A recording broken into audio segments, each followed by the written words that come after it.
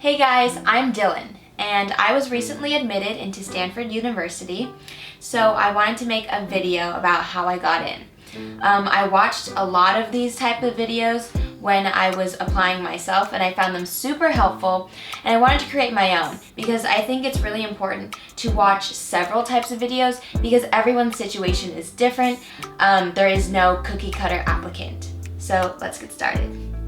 I also have timestamps in the description if you want to skip sections and go to a specific part you're looking for. So the first thing I wanted to talk about is that through my research while applying to college, I realized that Stanford is looking for a specific type of student. They have a huge emphasis on this thing called intellectual vitality. The best way I can explain that is through this picture.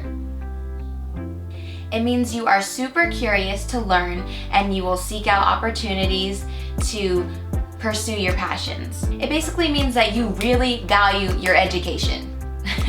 Through your essays and your application, I want to stress that Stanford really wants to see how you think. They want to know the way your mind works and your ability to self-reflect. Stanford is also looking for students who have personality and spunk, not just a robot. So all of those things that I just talked about should be shown throughout your essays, especially. Stanford weighs their application mostly on the essays rather than your test scores. When I applied to Stanford, I applied regular decision instead of early action. And I chose to do that because if I had applied early, I would have had to submit my application by October something because I wanted to submit an art portfolio as well, and that makes your application deadline a little bit earlier. So I wouldn't have had enough time to perfect my application, and it is true that the early action has a higher acceptance rate. However, if you think about it, it's because the pool of applicants are a lot more competitive. Okay, now I'm going to talk a little bit about my background so you understand where I was coming from in terms of my education and my location, all that stuff. My ethnicity is half Chinese and half Caucasian. No one in my family has ever attended Stanford before. I go to a public arts high school in downtown Los Angeles, and I do not come from a very wealthy family, which when you get your financial aid package from Stanford once you're admitted, is very helpful because they give money based on income. On my Stanford application, my first academic interest, you choose three.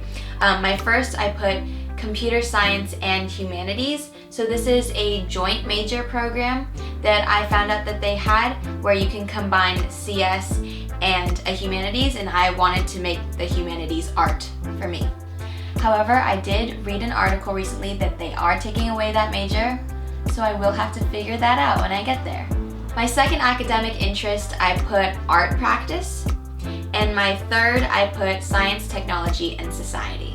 Just wanted to let you know, computer science is the most competitive major, so if you aren't entirely sure about whether you want to do CS or not, I would recommend not putting CS in your application just because it is more competitive. Of course, whatever major you put on your application doesn't matter that much because once you go there, you will be able to form the educational experience that you want for yourself. Alright, so my GPA at the time when I applied was 4.25 and my rank was 1 out of 345. The SAT score I ended up submitting was 1440. I got 650 in English and 790 in math. So originally when I took the SAT the first time, I got a 1350. I wasn't sure if it was good enough to get into Stanford. However, I just want to let you know, you can do it. You can raise your score. I know people say like, oh, it stays around the same score every time you take it. No, if you study, if you really, really study, you can raise it up. And I especially studied the math section because that's something that I knew I could improve on the most. And I started to understand the types of questions that were on the SAT, then I was able to get the right answer most of the time. So when I sent in my scores to Stanford, I only sent in that 1440 score. I didn't send in the 1350. I did not report any SAT subject test scores. I did take 2. I took US History and I got a 630, and I took Math 2 and I got a 640. I chose not to send them in because I didn't think that those scores were high enough. I think I heard in a webinar that if your SAT subject test scores are not above 700, then you probably shouldn't report them. I mean, you pick and choose. So the AP classes that I took were AP World, and I got a 3 on the exam. AP Studio Art Drawing, I got a 5 on the exam. AP Calculus AB, and I got a 5 on the exam. AP US History, I got a 5 on the exam. AP English Language, I chose not to take the exam, so I didn't have any score for that. This year I'm taking AP Statistics, AP Psychology, AP 2D Design, and AP Environmental Science. So I have not taken the test for that yet. My activities. Alright, so I keep looking down because I'm looking at my laptop here. The first one that I put was I was historian of the International Thespian Honors Society. I was responsible for poster design, social media management, website design, event photography, and fundraisers. The second one is I was the president of the Successful Solutions Math Club. I established a high school math tutoring club and provided assistance to students in algebra, geometry, pre-calculus, AP calculus, and AP statistics. My third activity is Girls Who Code. This was a 7-week summer immersion program, and I put acquired skills in Python, HTML, CSS, and robotics. Designed and built an Android application with a GPS and Bluetooth enabled tracker. The next one was an activity called Wave Built by Girls. I said, mentored by tech professionals from Amazon and Twitter, and gained understanding of careers in app development and UI UX design. The next was a volunteer activity, and so I was volunteer at the Heart of Los Angeles. Aided underprivileged youth in grades 1 through 4 with math homework and art projects. Assisted instructors with educational activities for the students. The next one is musical theater. I participated in this 9th through 12th grade. Received professional training in voice, acting, and dance technique. Rehearsed and performed in school-wide musical productions as leading roles. The next one is a work experience, and I put digital media services. So I developed a business for freelance photography, graphic design, and video production. Projects include actors' headshots, covering events, and posters. The next one is a volunteer activity that I did at my school. And I said, mentoring 12 seniors closely throughout the college application process. Received training for the CSU, UC, and common applications. The next one is I was an inducted member for the National Honor Society. I completed 60 hours of volunteer service at various community organizations. And my last one was an internship I did for Delightful Productions. I led arts and crafts activities, coached students with choreography, designed the musical production poster, and painted the set. Those were my 10 activities. The Common App only allows you to put 10, and so I recommend filling up all of those if you can. The first one is first place in Friesen's yearbook cover design contest. The next one is Scholastic Art and Writing Awards, 2016 gold medal, 2018 silver medal, and 35 regional awards. The next one is first place for Rotary Club Pageant of the Arts. And the next one is Grand Arts Science Fair, first place for math, first place for physics, and Parents' Choice Award. And the last one is AP Scholar with honor. So I would talk about my essays here, but I don't want to make this video too long, so I'm making a separate video just for the essays and specific tips for each type of essay.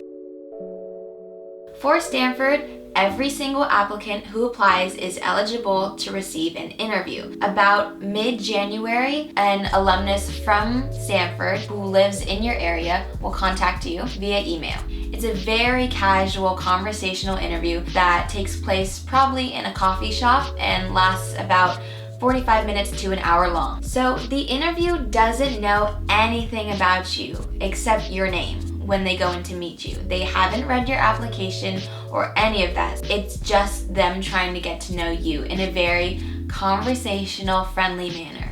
And then by the end, they'll send in a report to Stanford about how they think you'll fit in with the school. They do have a list of questions that they can choose from, but a lot of the time, the things you end up talking about just flows. They'll ask about your interests, your school, your hobbies, all that stuff, and they'll feel free to make connections with their life too, so it can just be a back and forth kind of conversation. Some other questions that I got asked include a time I showed leadership, my greatest accomplishment, my favorite subject in school, if I could teach a class to my high school, what would it be, and who are my role models. Just be prepared to talk about yourself and the things that you do and the way that you think and your mindset, all that stuff. So for my interview, we scheduled it for a coffee shop at like 10 a.m. in the morning. I came in 15 minutes early and saw that my interviewer was talking with another student at that time. So I just waited and I got myself some water in the meantime. Then when he was done, I went over, I said, "Oh, are you so-and-so?" Shook his hand, we sat down, and we started the interview. In the last 10 minutes, he asked me if I had any questions for him. And this is so important. Come with questions prepared already about your interviewer. So you know that they attended Stanford, so you should ask some questions that you have about Stanford, about the campus, about roommate situation, their academic experience, all of those things, so you can not only understand for yourself what it's going to be like at Stanford, but you can show them what you're interested in. Right now, I'm also going to talk about my art portfolio. It's totally optional if you would like to submit an art portfolio, no matter what major you're going for. So one thing that I think is really important to mention about the art portfolio is that they say in their requirements, we do not accept product design, commercial graphics, including informational posters, website design, video games, or apps. I thought that was super interesting because I did want to submit some sort of graphic design things, but because I read that, I said, nope, I'm just gonna do traditional art. I also had to submit an artist statement and a fine arts resume, and so I'll actually read my artist statement as I show you pictures of my art. My artwork captures mysterious moments that compel viewers to wonder what has happened and what is to come. In each drawing, a unique narrative is created from the interaction between subjects and their environments, often implying a sense of danger. My process begins with a digital photograph. While going about my everyday life, I notice similar compositions of spatial depth and perspective and pause to shoot multiple frames. In the computer, I composite elements from different shots and other sources to build a specific story. Colors are desaturated to create a less glamorous and more earthbound tone. Incorporating technology within my artistic process allows me to construct my vision into a digital reference. This serves as a guide as I hand draw the images using colored pencils on warm-toned paper. In the piece Urban Eden, tension lies between the foreground of caterpillars crawling safely on a watering can and the background of an incoming bird shadow. The narrative behind Unlocked maintains a similar foreshadowing of danger, as a menacing hand escapes from the darkness behind an unlocked door. The angled perspective from below contributes to an eerie, vulnerable feeling. In this body of work, I create worlds where conflicting elements are at odds with one another. The meaning behind the narratives is open to interpretation. I wish to stimulate the imagination with intimate moments that allow others to discover for themselves what lies beneath the surface.